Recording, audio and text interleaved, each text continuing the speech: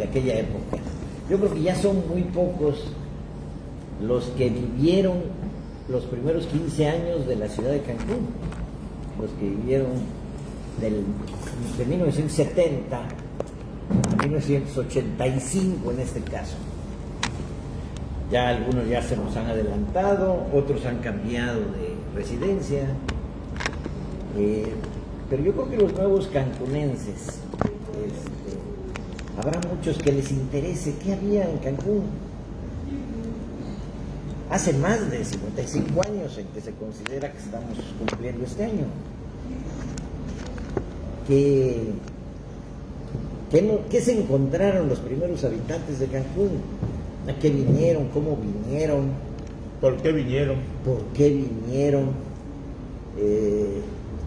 En un lugar que históricamente la gente ha leído, era un lugar muy apartado del resto de la República, incluso de la propia península de Yucatán. O sea, la península de Yucatán, muy poblada, pues del lado de Mérida, pero viniendo hacia el oriente, pues esta zona estaba prácticamente deshabitada, salvo Cozumel o Isla Mujeres, que ya tenían una población antigua. Pues lo que es esta franja del litoral, donde se encuentra Cancún, o sea, prácticamente estaba deshabitado.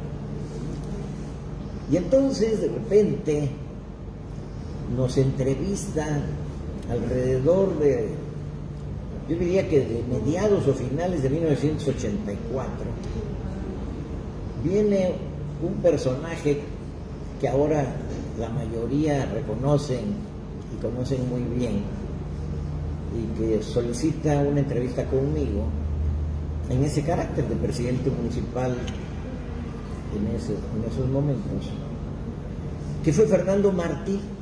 Entonces él, haciendo un recuerdo de todo ello, hace una entrevista y me platica que está escribiendo unos reportajes.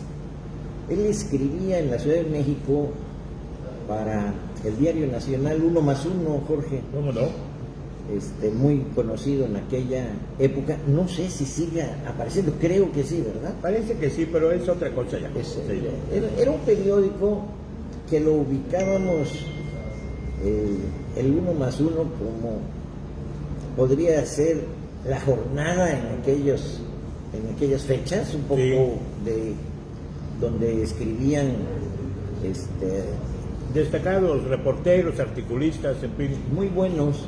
El caso es que Fernando Martí no solo me entrevista a mí, sino afortunadamente entrevista a muchísima gente en esos reportajes que se publicaban en el 1+1.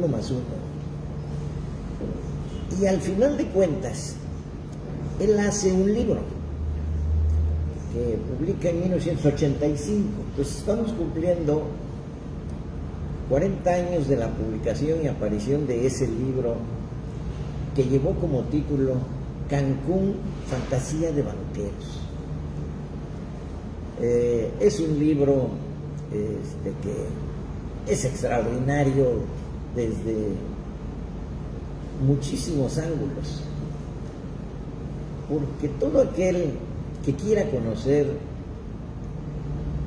cómo fue el nacimiento de Cancún, el por qué venimos, porque prácticamente en esos momentos yo creo que la totalidad de la población inicial era de fuera de esta zona, incluso, ¿no? Fuera incluso de Quintana Roo. Así que el próximo jueves, pasado mañana ya, Pasado mañana, a las 7 de la noche, en lo que ahora es el Gimnasio Cecilio Chi, que en aquella época, hace 40 años, se llamaba auditorio. Auditorio Cecilio Chi, se van a celebrar esos 40 años. Un grupo de cancunenses decidieron que había que recordar esa fecha, y es el libro de Cancún, Fantasía de Banqueros. Entonces, les extendemos una cordial invitación a todos quienes nos escuchan a que nos acompañen a este evento. Sí, el Cecilio sí está ahí para que se ubique la gente, porque me han preguntado dónde está. Ya ha pasado también mucho tiempo que el Cecilio sí está inactivo. Mucha gente no sabe dónde está. Eso nos habla de que, pues, de la alta migración que vivimos en esta ciudad, de la gente nueva, que es, creo que, mayoría. Entonces está ahí. Muchos sí saben dónde estuvo, porque tampoco ya está el Colegio Itzamna. Está ahí a espaldas del Colegio Itzamna y atrás del edificio que todavía es de la CROC. Tiene un amplio estacionamiento. Yo no sé cómo esté ahora, pero yo creo que le están dando su manita de gato para este acto, para conmemorar, celebrar los 40 años de Cancún, Fantasía de Banqueros. Y por cierto, aquí nos acompaña Fernando Martí, el autor de este libro. Fernando, qué bueno que estás aquí con nosotros. Pues oí que estaban hablando ahí de cosas raras. Y dijiste, voy a aclarar. Voy a aclarar.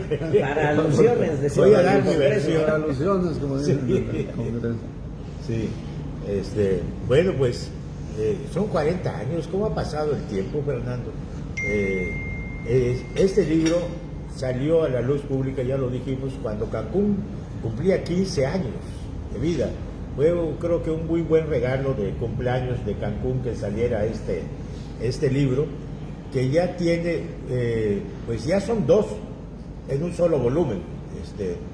Ya Fernando, que es incansable investigador, la verdad, Fernando es un ejemplo de trabajo. No sé cómo le da tiempo para hacer tantas cosas, pero ya publicó la segunda parte de Cancún, Fantasía de Banqueros, la actualizó y muy bien. Hay quienes dicen que son opiniones de la gente, ¿no?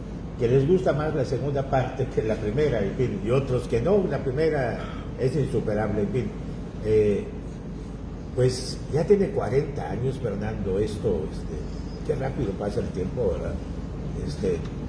Es una forma elegante de decir que viejos estamos. No, pues, Joaquín González Castro era presidente municipal. Yo, pues, trabajaba en algunos medios aquí, hacíamos noticieros, era colaborador también del ayuntamiento en esa época.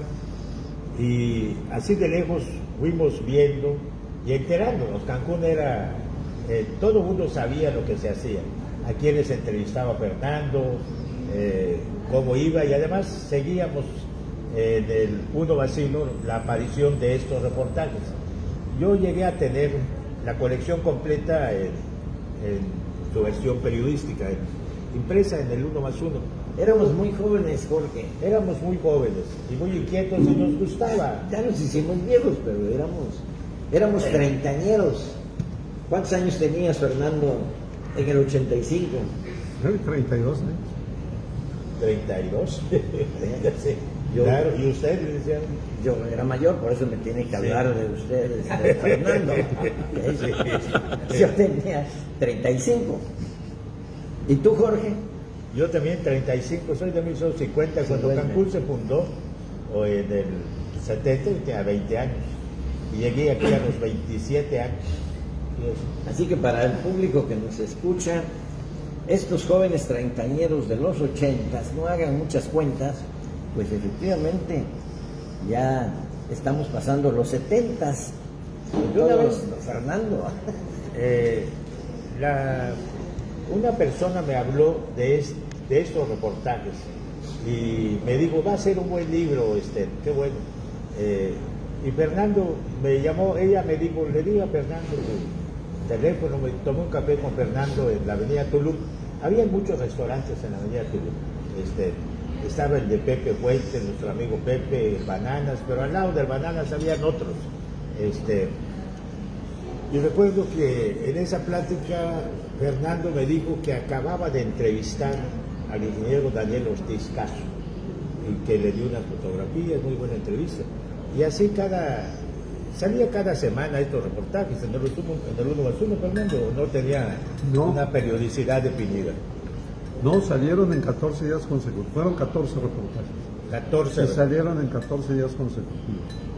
Sí, de hecho, yo vine a escribir el libro. Bueno, vine a escribir los reportajes, no el libro. vine a escribir los reportajes y ya me regresé a México, lo consulté con el director, le dije es mucho material, da para mucho. Digo, pues divídalo, haga los reportajes que sean necesarios, porque la extensión de cada capítulo eran 3 o 4 cuartillas, era lo máximo que te permitía, porque además 1+1 era un diario de un formato muy corto, era un tabloide, Sí. que no permitía gran extensión.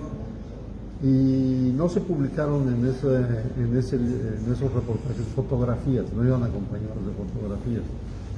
Entonces al final se publicaron 14 reportajes en 14 días consecutivos. Despertó mucho interés en la gente de Cancún. No digo que, pero llegaba el 1+1 y se acababa rápido, había que reservar los periódicos. Y era el tema de comentario, ¿no? O sea, nos fuimos enterando ahí de muchas cosas que nosotros mismos que aquí vivíamos desconocíamos. ¿Qué entrevista, Fernando, se te hizo más complicada, compleja, difícil de conseguir? ¿O qué entrevistador se mostraba pues reticente a dar su versión de los hechos? No me parece que ninguno. O sea, era... Todo el mundo quería Cancún. contar su historia, ¿verdad? Claro, es que en aquella época no lo percibíamos así, pero Cancún era una hazaña, la construcción de Cancún era una hazaña en toda la extensión de la palabra.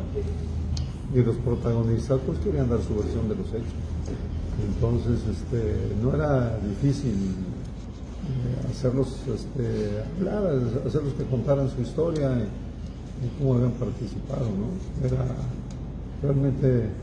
No recuerdo que haya habido ninguna entrevista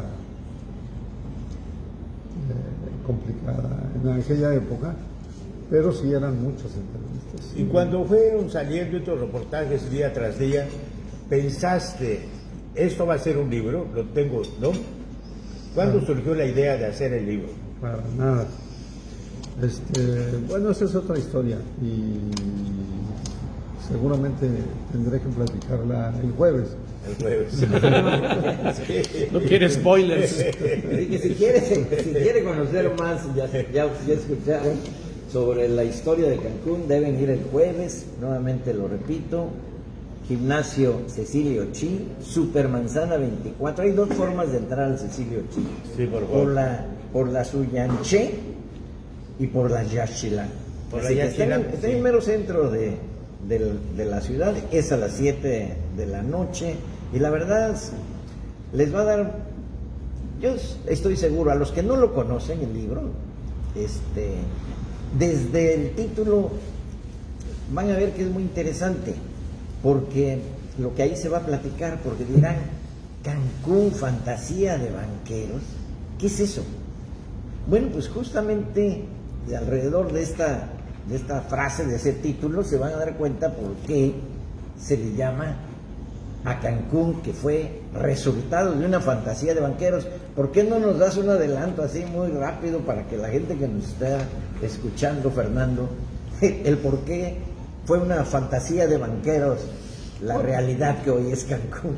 Sí, bueno, desde el primer reportaje se planteaba que era totalmente inusual y sorprendente que un banco, el Banco de México, en este caso el Banco Central del país, que sus labores son otras, ¿no? Es establecer la política monetaria, cuidar que no haya inflación, ver las reservas. Hubiera, a finales de las décadas de los 60, hubiera inventado un programa de construcción de ciudades turísticas. Era algo inédito, algo increíble, ¿no? Entonces, cuando el Banco de México empieza a plantear esta idea, pues parecía una fantasía. Y la gente del Banco de México eran, aunque sean funcionarios públicos, son banqueros muy calificados. O sea, no solamente son los banqueros comerciales de primero, de Fríos, primer piso, de segundo insensibles piso. y todo. No, bueno, tienen algo de fríos, insensibles, necesitan ser muy calculadores los banqueros, ¿no? Pero Pero no solamente ellos controlan el Banco de México, sino que controlan el sistema bancario. Entonces son gentes muy entrenadas en la cuestión del dinero, y de ahí vino una gran generación de gentes que fueron muy influyentes en la construcción del México moderno, vamos a decir, la construcción que se da entre 1940 y 1970, en donde en ese régimen de partido hegemónico que era el PRI, se crean las instituciones que le dan forma a este país. Entonces fueron un grupo muy influyente, muy compacto, muy reconocido, ¿no? Básicamente liderados por un señor que se llamaba Antonio Ortiz Mena, pero de ahí surgieron gentes que no los quiero mencionar porque se me va a olvidar alguno, pero bueno, de ahí surgió Gustavo Romero Colbe, Jesús Silva Gerso, Antonio Enrique Samiñac, por supuesto, Miguel de la Madrid Hurtado, David Ibarra Muñoz, Miguel Mancera Aguayo, gentes que realmente le dieron, crearon la infraestructura financiera por la que el país pudo crecer a tasas increíbles durante 3 o 4 décadas. El Banco de México era un semillero para aspirar a la Secretaría de Hacienda, ¿verdad? Era como el paso previo para ser secretario de Hacienda. Muchos pasaron por el Banco de México. Muchos pasaron por el Banco de México. O se formaron en el Banco de México y luego se fueron a otros lugares, ¿no? Aquí lo interesante, y vamos a pedirle a Fernando que nos profundice. Finalmente, ¿cómo Cancún? A ver, ¿cómo cae entonces la creación de Cancún ya como resultado de este trabajo de los banqueros? Bueno, eso está bien, eso está descrito en el libro. Ellos deciden que hay que hacer ciudades turísticas y hacen un análisis de Acapulco, que en esos momentos era la joya de la corona. Fíjate, el tianguis turístico de Acapulco empezó en 1973. El centro de convenciones de Acapulco, que se llama Centro Acapulco, se funda en 1973. Pero ellos hacen un análisis de Acapulco y se dan cuenta que Acapulco tiene problemas estructurales y que esos problemas estructurales le van a impedir seguir creciendo.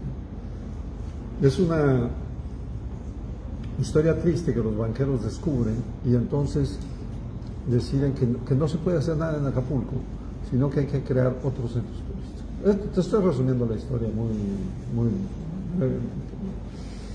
Y entonces se ponen a buscar en todas las playas del país en donde pueden establecer ciudades turísticas.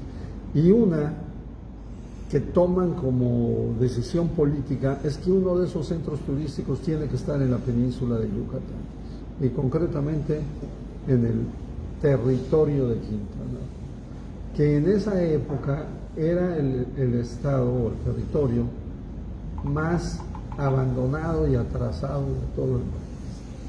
En todos los indicadores nacionales de bienestar, como en dotación de agua potable, viviendas electrificadas,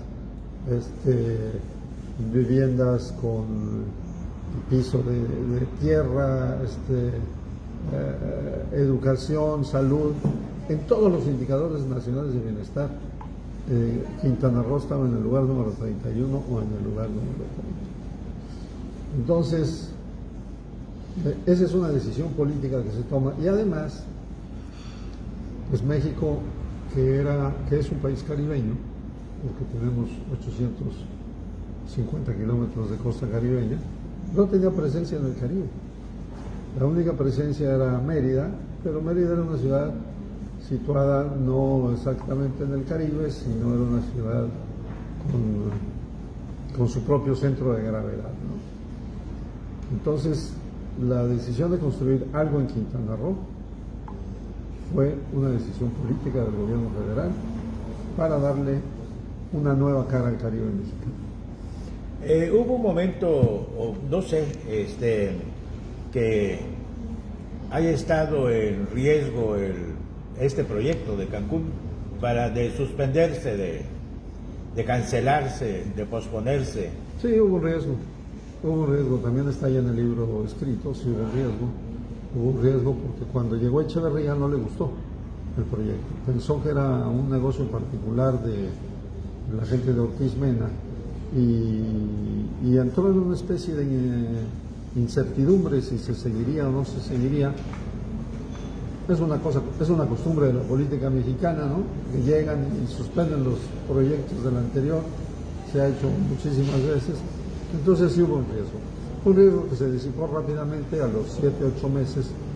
Echeverría, convencido por gente cercanas al proyecto como Ernesto Fernández Hurtado, que era director del Banco de México, y como el entonces gobernador del territorio, al que le tenía mucha confianza, David Gustavo Gutiérrez Ruiz, lo convencieron de que había que seguir adelante. Entonces decidió seguir adelante y después él mismo se involucró en lo personal y en lo emocional con Cancún. Lo tomó como un proyecto suyo y le dio mucho impulso. Realmente,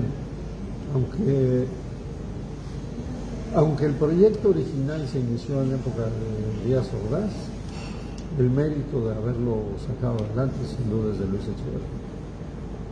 Nos vamos a una breve pausa y al regresar me gustaría seguir platicando entre los tres de este tema. Te tocó una etapa muy interesante porque casi todos los protagonistas de esta historia estaban vivos, Fernando. Sí. Bien, vamos a la pausa, Jorge González Durán. Así es que ya sabe, está en su programa Desde el Café, Cultura y Sociedad. Estamos por YouTube, por Facebook, en Desde el Café Cancún y por supuesto en la radio Caribe FM 101.9 frecuencia modulada. Volvemos. Bien, vamos a irnos también a